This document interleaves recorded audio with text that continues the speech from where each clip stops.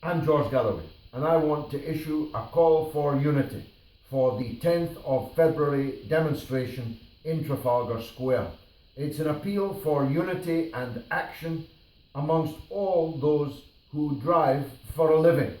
The black cabs will be there in strength, and their organisations, though not entirely united, are at least united on one or two things. And it's my case that Uber drivers and private hire drivers generally have those things in common with the black cabs. The first is the need for a cap on numbers. If we keep going on multiplying at hundreds every week, then not only will London come to a halt in a fume-filled logjam with far too many people applying for hire in one form or another on the street at the same time, but the only result can be the endless driving down of wages.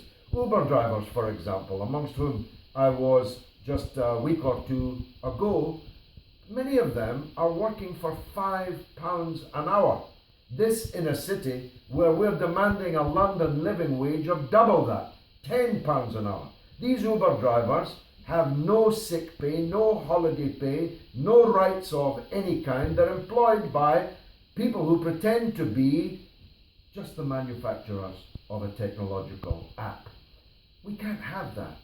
The stories these Uber drivers were telling me were like stories from 1910, not from 2016. Some of them are complaining that they're sleeping in their cars because they have to work all the hours that God sends at £5 an hour in order simply to keep body and soul together.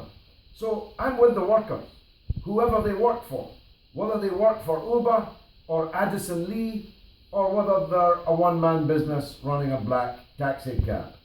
If I'm the mayor of London, I'm going to sort this out. I want to run Uber out of town, but not their drivers. We need a planned transport economy where we find agreement amongst those who work for the industry, not the £100,000 a year plus transport wallahs at TfL. Me as the mayor with the UPHD, who represent, I hope, eventually all 100,000 of those driving in the private hire sector, and the unions and associations who represent the black cabbies. Between us, we'll sort out a rational, logical, planned transport economy. But until we get there, I will support every worker who is driving for a living, whoever they're working for. I'm George Galloway. I stand for a London for all.